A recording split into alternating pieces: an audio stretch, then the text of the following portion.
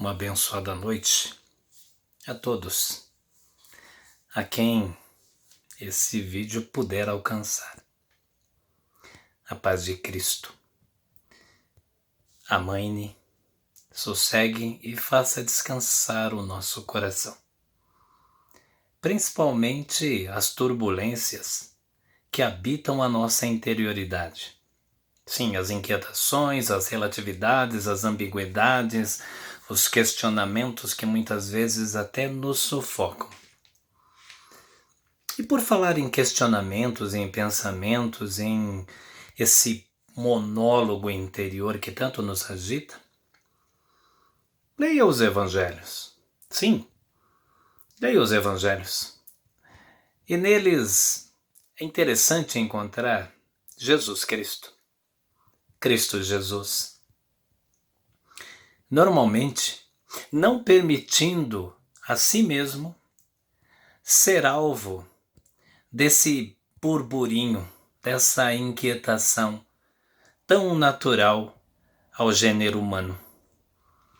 Afinal, Jesus era íntegro, total, totalmente alinhado, corpo, alma e espírito, totalmente conectado com o Pai, com quem ele era um só. Ele e o Pai eram a mesma pessoa.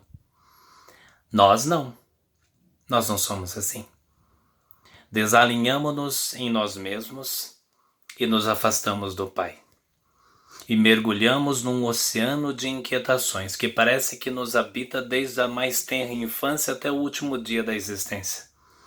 Às vezes nos vemos perdidos num verdadeiro temporal, vendaval, enfim, de pensamentos, de cogitações, de inquietações e dúvidas.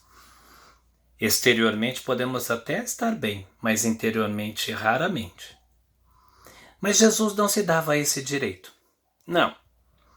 De alongar, de prolongar e dar prosseguimento às tolices, às estupidezes das nossas filosofias, dos nossos pensamentos, questionamentos.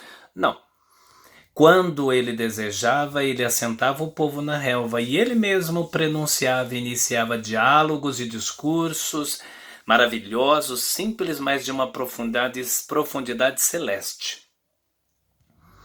Agora, toda vez que foi interpelado ou questionado pelos filósofos, pelos eruditos, pelos doutores, pelos inquietos, pelos angustiados de alma, acerca de angustiados de alma que eu digo, acerca dessas inquietações filosóficas que são alvo do nosso questionamento, Jesus não se dava esse direito de responder a essas questões. Nicodemos é um exemplo disso. Mestre, como que eu vou nascer de novo? Ora, você é doutor e não entende o que eu digo? Mestre, todos o questionavam e na maioria das vezes ele só respondia de modo muito simples. Vai e faz o mesmo. Se quer me seguir, negue-se a si mesmo. Dá a César o que é de César e a Deus o que é de Deus. Ama o teu semelhante como a ti mesmo. As respostas eram muito simples para os nossos alongamentos filosóficos, para as nossas inquietações filosóficas.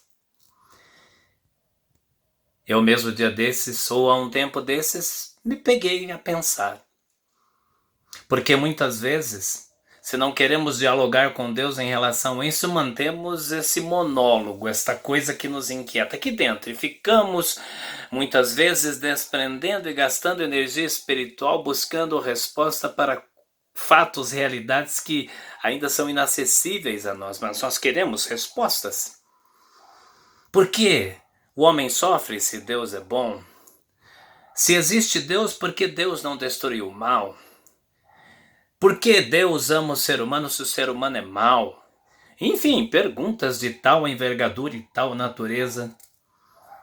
Até mesmo quando nós nos questionamos, quando olhamos para dentro de nós mesmos, você já parou para pensar assim?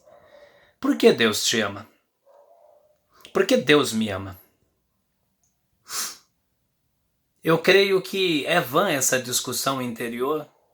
esse monólogo, esse filosofar interior, esse ruminar de coisas, se nós não compreendemos um princípio bem lógico. Não que isso seja a resposta, mas é o que mais perto podemos realmente nos aproximar. Por que Deus me ama?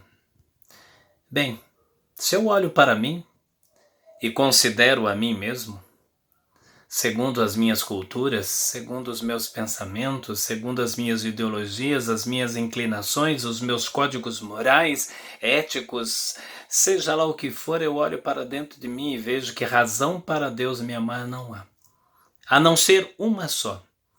A única razão que explica o amor de Deus por mim é o próprio amor de Deus por cada um de nós. Porque Deus é amor.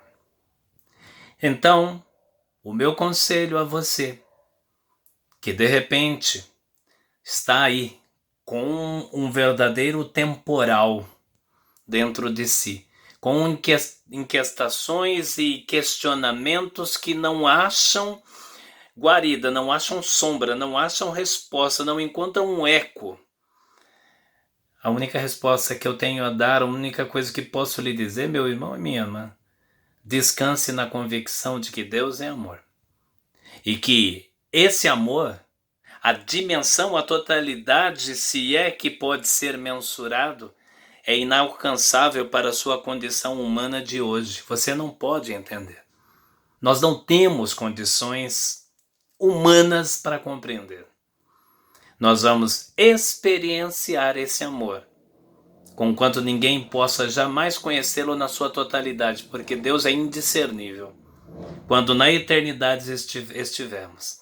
Então aqui, cabe-nos apenas descansar no fato de que Deus nos ama. E parar e cessarmos essas inquietações e esses questionamentos que pertencem ao céu.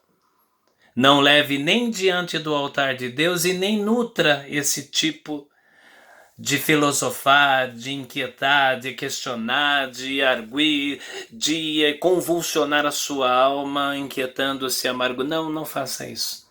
Apenas entenda uma coisa. Deus te ama.